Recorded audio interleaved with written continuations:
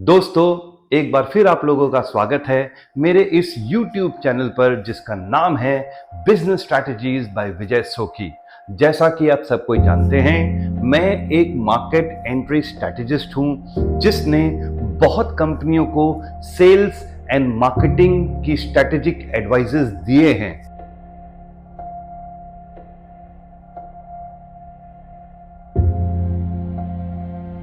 इस YouTube channel के द्वारा मैं अपने एक्सपीरियंसेस को आपके साथ शेयर करता हूं ताकि आप वो सब बातें समझ पाएं जिससे कि आपका जो लॉन्च है वो बहुत सक्सेसफुल हो। आज जिस टॉपिक को हम डिस्कस करने वाले हैं उसका नाम है प्रोडक्ट स्ट्रेटजी। एक बात आप याद रख लीजिए कि जब भी आप किसी प्रोडक्ट को डेवलप करते हैं, अगर इनिशियल स्टेजेस में ही आपकी स्ट्रेटजी बिल्कुल सही है तो आपका सक्सेस रेट बढ़ जाता है।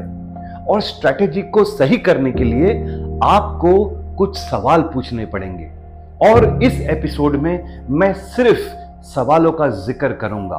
तो ये एपिसोड सवालों का है। कौन से सवाल? वो सवाल जो मैं आपसे करने वाला हूं और आप अपने आप से करने वाले हैं। तो शुरू करते हैं पहले सवाल से। जिन लोगों के लिए आप अपने प्रोडक्ट को डेवलप कर रहे हैं वो कौन है? क्या वो बच्चे हैं, एडल्ट्स हैं या ओल्ड एज पीपल हैं? जब हम इन क्वेश्चंस का आंसर करते हैं तो इसको हम और ब्रेक कर सकते हैं। अगर हम बच्चों के लिए बना रहे हैं तो किस एज ग्रुप के लिए बना रहे हैं? क्या वो 5 साल के कम बच्चे होने वाले हैं, 10 साल से कम होने वाले हैं या 10 साल से 15 साल के बच्चे होने वाले हैं? इसमें आप और डिटेल में जा सकते हो। क्या आप स्टूडेंट्स के लिए बना रहे हो? क्या आप एक वर्किंग इंडिविजुअल के लिए बना रहे हो या फिर आप एक ऐसे इंसान के लिए बना रहे हो जो रिटायर्ड है और घर में बैठा हुआ है?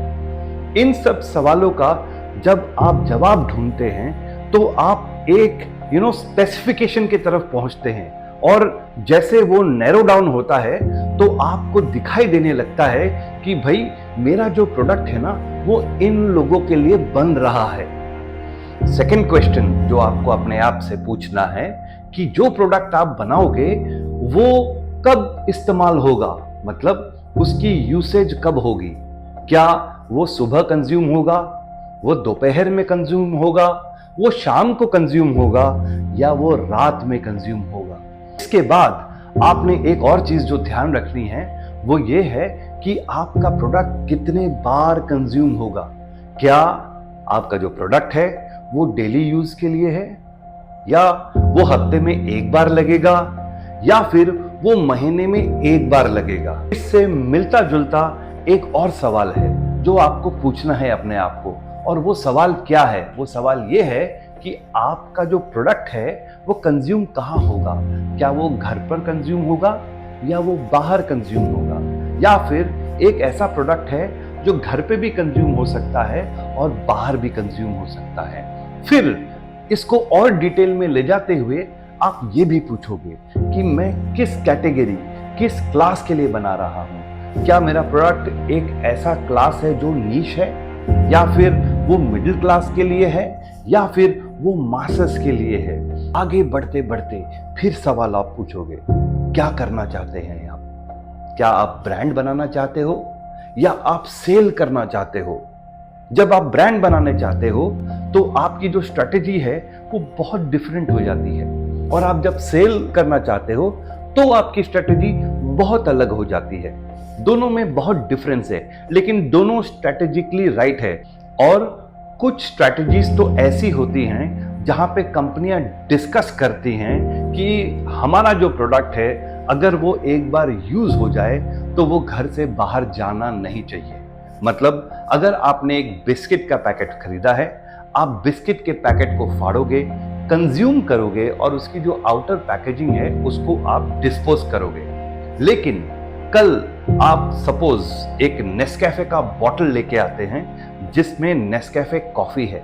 जब आप उससे कॉफी कंज्यूम कर लेते हो और वो बॉटल बिल्कुल एम्प्टी हो जाती है तो आप उस ग्लास की बॉटल को फेंकते नहीं हो, आप उसको घर पे ही रखते हो और उस पे शायद आप कुछ मसाले डाल दोगे या अचार डाल दोगे। सबकॉन्शियसली आपने क्या किया, आपने ब्रांड को घर पे ही रख दिया और इसको कहते हैं डिस्पोजिंग स्ट्रेटजी। ये सब चीज अलाइंड है। अगर मैं आपको और क्वेश्चन पूछते रहूं तो ये एक बहुत बड़ा माया जाल हो जाएगा और मैं इसको एंड कहीं नहीं कर सकूंगा।